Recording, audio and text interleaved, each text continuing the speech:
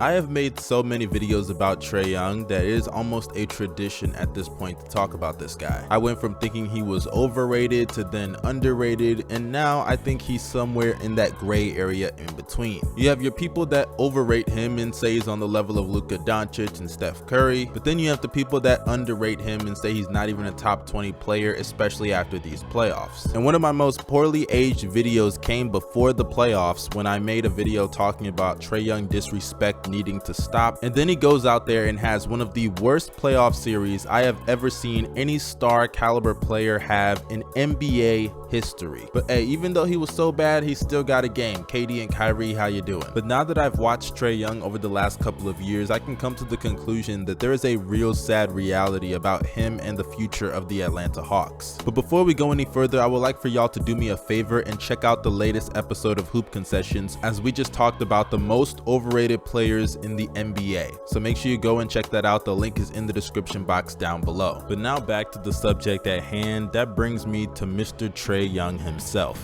Now, I'm a big fan of Trae Young. I routinely defend him on our podcast all the time against Gobels. But as I've been watching more film of the playoffs over the past couple of weeks, I decided to focus in on the Miami Heat series versus Trae Young, and it brought me to a realization about Trae Young that I have been fighting over the last year or so. Don't get me wrong, Trae Young is one of the best offensive players in the league. I would even label him a generational offensive talent. He's a great shooter with the ability to pull up from the logo on occasion, can get to the rim, can shoot mid-range jumpers, and of course he's a great free throw shooter with the ability to draw fouls on any given notice. And when you combine his scoring ability with his high IQ and great passing, you have one of the best playmakers in the NBA. He's an amazing pick and roll ball handler. You really can't double him because when you do, he can find the open man, whether it's on a cut, a lob, at the three-point line for a spot up. I mean, the Atlanta Hawks offense truly revolves around him, and he does the best job possible to carry it. Players like John Collins, Bogdanovich, Clint Capella, and plenty of others on that roster are pretty dependent on Trae Young in order to play at their peak performance. So I can indeed say Trae is a very valuable offensive player in the NBA, and I would actually argue he's a top 5 to 10 offensive player in the league. But unfortunately, there are two sides of the ball, and Trae Young on the other side of the ball defensively is one of the worst players in the league. You could argue the worst considering the amount of time he spends on the court in total. That would indeed label him as a defensive liability. And we're not talking about any casual bad defender here that just doesn't try. Trae Young is the combination of both lack of effort and ability. For example, look at Steph Curry. Steph Curry is not some amazing defender by any means, and a big reason for that is due to his lack of size and frame. But when you watch the games, it's very visible that he has somewhat of an IQ on the defensive side of the ball. He's a solid team defender, good off the ball, and even on the ball, he has improved tremendously from previous seasons. I still wouldn't go too far as to say he is a great defender, but because of the effort that he shows, he can make up for the lack of skill and athleticism that he has that affects him negatively on that side of the ball. But then you look at Trae Young and he doesn't show those qualities at all. For starters, he has the lack of athleticism and skill to be a great defender, so I'll give him a pass on that. But you would think when you already are lacking in one category that's going to help you on defense that you would at least show effort. But unfortunately, that's not what Trae Young does. He doesn't even show effort on defense. And when you have a player that's already lacking in the athleticism department combined with the effort department, how are you supposed to consistently win games at a high level, especially deep in the playoffs when teams can scheme around that? And this guy is playing almost every single minute of the game due to his importance on the offensive side of the ball for your team. It's not like you can just sub him out for Delon Wright. And that then brings me to the sad reality of Trae Young that the Hawks are going to have to deal with going forward, especially with him as their best player and the face of their franchise. I truly don't know if you can win a championship with Trae Young on your team, much less as the best player on it. For example, let me bring you two players, Steve Nash and Allen Iverson, two of the greatest players of all time. These guys were all-time great offensive engines that were able to shoulder the load. In the case of Allen Iverson, he was able to carry a subpar offensive team to the NBA Finals. And in the case of Steve Nash, he was able to take a team team that was at the bottom of the Western Conference and turned them into an offensive juggernaut that helped revolutionize the game of basketball. But what do both of them have in common along with their offensive exploits? It's their inabilities on the defensive side of the ball. Now, in the case of Allen Iverson, he was a pretty serviceable defender. I don't think he was on the level of Steve Nash or Trae Young, but he was definitely not a great one at all. He was nice at getting in passing lanes, he could rack up steals off the ball, but it was very obvious that on the ball, due to his lack of size, he could be easily exploited. And as he got older in his career, those things did not change whatsoever. If anything, he even got worse as an off-ball defender, and obviously on the ball, it got worse as well. And then you move on to Steve Nash, who I think is more related to Trae than Allen Iverson is, but I brought them up for a reason and I'm gonna get to that in a second. But Steve Nash not only lacked a lot of effort, but obviously did not have the size. Pause. But my point in bringing them up is to say that they had to be so great offensively, and trust me, they were amazing offensive players, but they had to consistently be that on a night in and night out basis in order to make up for the fact that they provided little to nothing on the defensive side of the ball. And the same thing applies to Trae Young. Trae Young is a fantastic offensive player, but he is literally the worst defender in the NBA and one of the worst defenders of all time. And when you're an Atlanta Hawks team and you already have to share the court with guys like John Collins and Bogdanovich, who are not known for their defensive exploits, and their best perimeter defender DeAndre Hunter is missing half the season due to injuries, how do you expect to make consistently deep playoff runs? Because when Trae Young has his 8 for 24 games or his 3 for 17 games, and those happen more often than you would think, then you're going to be faced with the dilemma of having to cover for every single thing this guy can't do, on both sides of the ball, mind you. Because if anything, he is a negative on the court on both ends, because he's missing his shots offensively. Though he's providing playmaking, it's just not enough to cover for the fact that he's inefficient, and he is a negative on defense completely. Now, I know some people are saying, hey man, give them time, Trae Young can improve, they just got DeJounte Murray, DeAndre Hunter can develop into something better, Clint Capella can be better, they still have Onyeka. And to all of those things, I say that is true. They do have enough time to work things out with Trae Young as the best player. But Trae Young has been in the league for quite some time now. Of course, there's room for improvement. There's always room for improvement when you have that kind of bad defense, of course. But as far as effort is concerned, that should be something that you show from day one. If you don't show day one effort on the defensive side of the ball, then that's a testament to your true motor and drive in basketball. Now, I'm not saying it's completely over. I don't think that's the case. Like I said, they added pieces on this team this year. I love the DeJounte Murray pickup for this team. He's going to help diversify Trae Young on the offensive side of the ball, and he gives him less of a responsibility defensively. Not to mention how that's going to help guys like John Collins and Clint Capella as well. But to put into perspective, I'm going to leave you guys with this one stat. When Trae Young was off the court for the Atlanta Hawks, they had a 111.7 defensive rating. That would place them nearly in the middle of the NBA at 16th in the league in terms of defensive rating. But when Trae Young was on the court for the Atlanta Hawks, it went up to a 116.6 defensive rating, which would place them at the bottom of the NBA. They dropped nearly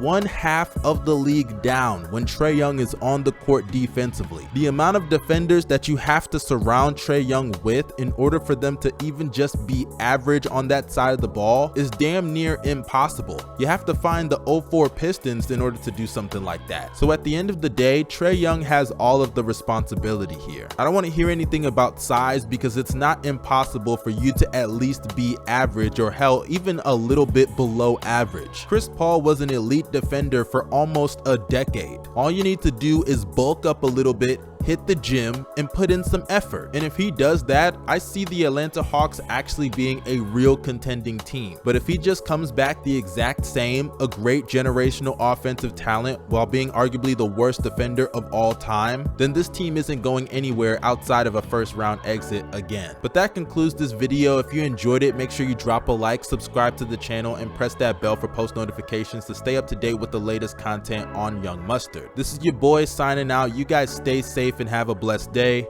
Peace.